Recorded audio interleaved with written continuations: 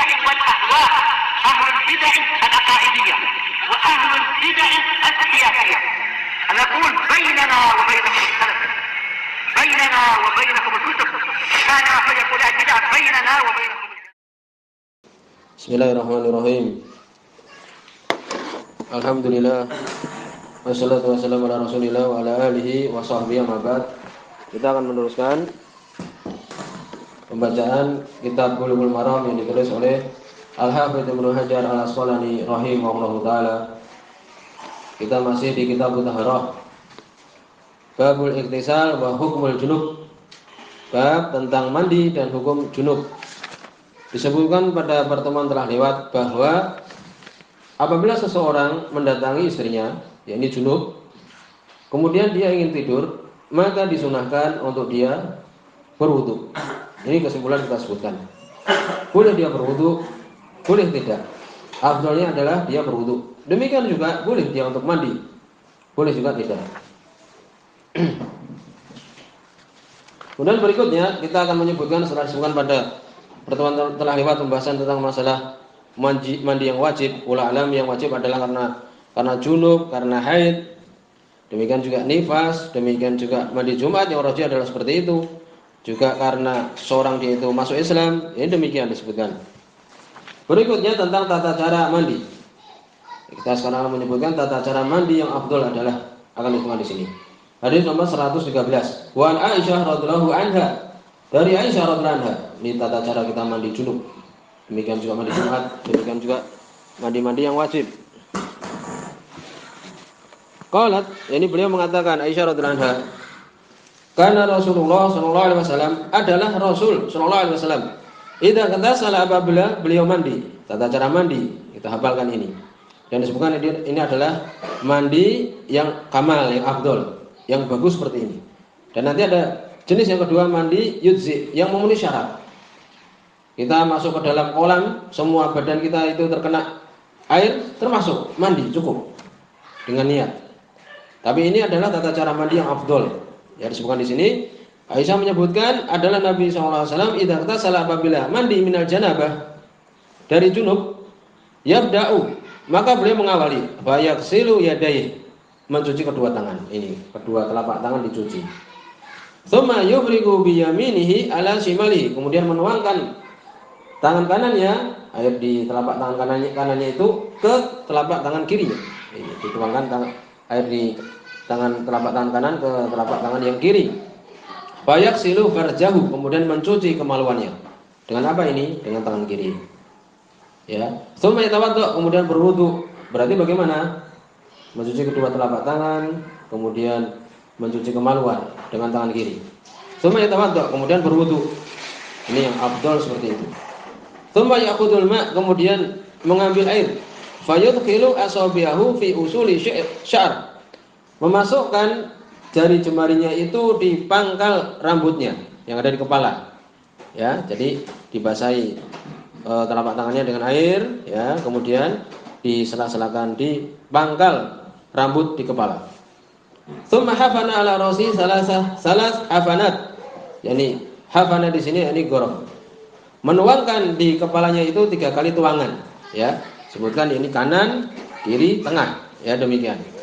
Yang penting adalah 3 kali. Menuangkan di kepalanya itu 3 kali tuangan. Tsumma afadha ala sa'iri jasadi, kemudian menuangkan atau mengguyurkan di semua jasadnya. Tsumma ghasala rijlaihi, kemudian mencuci kedua kakinya. Muttafaqun alaih, semua Imam Bukhari dan Imam Muslim, wa lafdhu Muslim. Ini lafaz Imam Muslim. Ini caranya mandi yang afdal adalah bagaimana? Mencuci kedua telapak tangan, kemudian mencuci kemaluan dengan tangan kiri, berwudu setelah itu, kemudian menyela-nyela pangkal rambut dengan jari jemari tangan yang sudah ada airnya tadi. Kemudian mengguyurkan di kepala 3 kali, kemudian menuangkan ke seluruh badan, kemudian mencuci kedua kaki. Demikian. Berikutnya walahuma, demikian juga dikeluarkan oleh Imam Bukhari dan Imam Muslim min hadis Maimunah, dari hadis Maimunah bintul Harits. Disebutkan di situ summa afraga ala farjihi, kemudian menuangkan atas kemaluannya, mencuci kemaluannya. Wa ghasalahu bisimalihi. Kemudian mencuci dengan tangan kirinya, yakni menuangkan air di kemaluannya, afrogo, menuangkan air di kemaluannya dan mencuci dengan tangan kirinya. Tsumma daraba bihal ard, kemudian apa? Kemudian memukul ke bumi. Membersihkan tadi, mungkin ada kotoran di kemaluannya. Ini dipukulkan ke bumi. Kalau kita sekarang mukatim, yakni ke lantai itu, ya kan, ke lantai. Wa fi riwayatin, dalam riwayat yang lain, famasahaha biturab, kemudian mengusapnya dengan tanah. Termasuk sunnah, mungkin di kamar boleh, di kamar mandi diletakkan di situ tanah boleh. Boleh juga wallahu alam. Atau mungkin ya kalau mudah ya tidak perlu. Yang penting dipukulkan ke tanah. Zahirnya di sini adalah Nabi mengusap dengan tanah. Turab itu artinya tanah.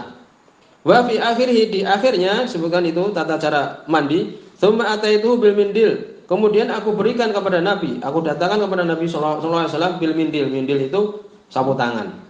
Faradahu, kemudian beliau menolaknya, tidak menerima sapu tangan itu. Kalau sekarang ini apa? Mungkin yakni handuk dan semisalnya. Wa fihi, di dalamnya, dalam riwayat ini, wa ja'ala yanfudul ma' biyadihi.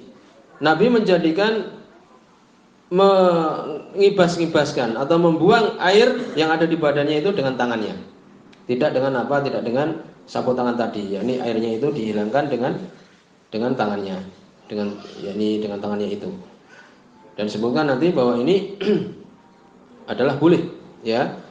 Mungkin ketika sangat panas dan tidak perlu dengan menggunakan handuk, boleh. Dan disebutkan boleh dengan menggunakan handuk.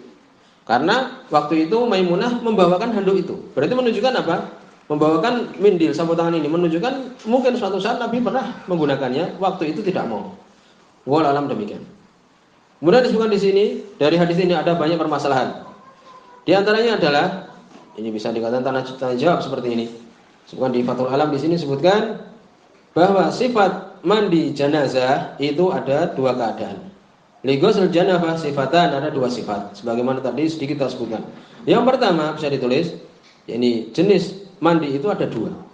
Yang pertama sifat idza, sifat yang memenuhi syarat. Yang kedua sifatu kamal. Yang kedua adalah sifat yang sempurna. Ini di atas memenuhi syarat. Yang afdol. Adapun yang kita sebutkan tadi itu adalah sifat yang dia itu afdol, yang dia itu kamal, yang sempurna. Adapun sifat yang dia itu memenuhi syarat, idza, memenuhi, bahwa ta'mimul ma, yaitu ta'mimul ma, mengumumkan, ini menyeluruhkan air itu li jamil badan, ma'niyah, di semua badan kita dengan niat. Seperti tadi kita contohkan, kalau kita masuk dalam kolam, ya, ke sungai atau bukan kolam atau bak umpamanya, kemudian badan kita masuk semua dengan niat, sudah itu dikatakan mandi yang memenuhi syarat. Kemudian berikutnya, hukum wudu sebelum mandi junub. Hukum wudu sebelum mandi junub disebutkan oleh Imam Nawawi bahwa itu adalah sunnah. Selesai ya mandi. Ini kalau kita mau mandi kemudian berwudu dulu, itu adalah sunnah. Ini demikian. Kemudian disebutkan juga permasalahan yang ketiga, hal yuzi ghusl anil wudu li sahibil hadatsaini idza nawa raful hadatsaini jami'an. Apakah mandi itu, yakni apakah mandi saja itu bisa memenuhi wudu kalau dia punya dua hadas? Kentut juga apa? Juga mandi junub. Apakah dengan sekedar mandi itu memenuhi syarat? Ya, apabila dia meniatkan menghilangkan dua-duanya. Paham? Ini umpamanya kita di hari Jumat. Ya, di hari Jumat langsung mandi. Kemudian sholat Jumat. Langsung mandi tanpa wudu. Padahal kita junub, juga mungkin mandi Jumat, demikian juga mungkin kentut. Ini permasalahan yang sering kita dapatkan. Khilaf di antara para ulama. Ya, disebutkan di sini kesimpulannya adalah, dan itu khilaf ya. Yang benar adalah memenuhi syarat. Memenuhi syarat. Boleh kita mandi langsung. Langsung mandi, ya. Kemudian langsung sholat. Sebutkan oleh Syekh Utsaimin bahwa apabila dia apa? Berkumur-kumur dan apa? Dan masukkan air ke hidung. Ini demikian. Juga hadis innamal a'malu binniyat, sungguhnya amalan tergantung dari niatnya. Ini demikian. Itu adalah pendapat Syekh Utsaimin, Imam Syaukani, Syekh Utsaimin dan yang lainnya. Demikian juga berkaitan dan mirip. Hal yuzi al-ghusl anil wudu idza nawarul hadats al-akbar faqat. Hampir mirip dengan yang tadi. Apakah mandi itu bisa mewakili wudu? Padahal kita niat mandi saja dan tidak berniat untuk yang lainnya karena kentut dan sebagainya. Terjadi khilaf. Dan yang benar adalah seperti tadi. Yaitu apa? Yaitu cukup. Walaupun dalam hati-hatinya ya kalau ingin hati-hati ya yakni kita berwudu juga. Dalilnya adalah yang kita butuhkan sekarang adalah dalilnya. Sebutkan di antara asar adalah Umar bin Khattab radhiyallahu anhu, sanadnya sahih sebutkan oleh Imam Baihaqi di sini, yaitu apa? Beliau mengatakan annahu qala wa ayyu wudu'in atam minal ghusl idza ajnabal farj. Wudu mana yang lebih sempurna dari mandi apabila dia kemaluannya junub? Maksudnya adalah bahwa mandi itu adalah paling sempurna mewakili wudu. Ya ini demikian. Paham ya? Ini permasalahannya. Kemudian juga ada yang lain, wa in kuntum junuban fatahharu, apabila kalian junub maka bersucilah, maksudnya mandi, mencukupi di situ. Mandi saja. Jadi langsung kita mandi tanpa berwudu langsung sholat. Itu yang sering kita dapat. Ini adalah pendapat Imam Syafi'i. Syafi'iyah itu masyhur dan ternyata itu adalah rajih. Wallahu a'lam demikian. Demikian juga wala junuban ila abiri sabil hatta takstasilu. Demikian juga orang yang junub, kecuali yang melewati saja sampai dia itu mandi. Ini menunjukkan bahwa mandi itu mewakili yang lain. Tetapi yang perlu kita ingat, adalah hendaknya qala al-alama Ibnu Utsaimin, semoga Utsaimin, ini yang perlu dicatat. Al-istihmam in kana an janabah, mandi apabila karena junub, fa innahu yakfi anil wudu. Mencukupi dari wudu. Paham ya? Mandi itu saja mencukupi wudu. Liqouli ta'ala wa in kuntum junuban fatahharu, apabila kalian junub maka mandilah, bersucilah, wakili mandi itu. Wa idza nawa bidzalika rabbul janabah, apabila berniatkan di situ mengangkat junubuh, yakni janabah. Kemudian apa? Yang perlu kita ingat, wa tamat madha wastansyaqa, berkumur-kumur dan memasukkan air ke hidung. Fa innahu yartafi al-hadats anhu asghar wal akbar, karena bisa mengangkat hadas asghar dan akbar. Jadi hadas kecil dan besar. Ya ini demikian kesimpulannya. Ini permasalahan yang penting. Ya, permasalahan yang penting. Ya ini tadi untuk kemudian boleh ya walaupun afdalnya kita tadi yakni habis mandi kemudian wudu, kemudian sholat. Lalu bagaimana sebagian mereka yakni mandi saja langsung sholat tanpa berkumur-kumur, demikian juga tanpa memasukkan air ke hidung. Syafi'iyah mengatakan itu sunnah saja. Paham ya? Demikian. Ya, ini demikian kita memahami tentang masalah ini. Kesimpulannya tadi kita sebutkan. Dan afdalnya tadi kita mandi, kemudian berwudu, kemudian sholat Jumat dan semisalnya. Kemudian disebutkan juga apakah wajib adalah menggosok alat a'dha fil ghusl, terhadap anggota badan ketika mandi. Disebutkan tidak disyaratkan, tidak wajib. Kemudian juga apakah tertib wal muwalah, apakah wajib tertib? Ya, demikian juga mualah langsung, artinya mualah, tidak sampai kemudian kering dulu anggota badannya. Sebutkan bahwa tidak wajib tertib, ya tidak wajib tertib ketika mandi, ya tidak ada wajib kemudian seperti itu. Kemudian juga disebutkan apakah disukai mencuci 3 kali ketika mandi? Tidak. Ya tidak disukai, tidak sunnah ya. Ya al-istihab ya tidak sunnah. Ya ini bukan disunahkan kemudian harus 3 dan sebagainya ketika kita mandi itu. Kemudian kapan mencuci kedua kaki? Kapan mencuci kedua kaki? Disebutkan oleh Imam Nawawi. Ya, disebutkan di sini oleh Ibnu Hajar di Fathul Bari. Ya ini boleh di depan, demikian juga di belakang. Ya, disebutkan kemudian yang afdal adalah di belakang mencuci kedua kaki itu sebagaimana hadis tadi. Demikian juga sunnah sebagai Imam Nawawi, sunnahnya mencuci di kemaluan, yakni kotoran yang ada di kemaluan. Kemudian apa? Memukulkan ke bumi. Kemudian mencucinya sebagaimana hadis tadi. Demikian juga tentang permasalahan mengeringkan badan karena habis mandi dengan menggunakan mindil, dengan menggunakan sapu tangan ataupun handuk. Disebutkan tadi kita sebutkan boleh kita kemudian yakni pakai tangan saja tanpa handuk sebagaimana perbuatan Nabi tadi. boleh juga dengan menggunakan handuk. Kenapa boleh? Ya karena tadi Maimunah beliau memberikan sapu tangan itu menunjukkan apa? Mungkin di saat-saat yang lain pernah memberikan dan Nabi menggunakan. Di waktu itu tidak menggunakan. Ini demikian pembahasan masalah ini.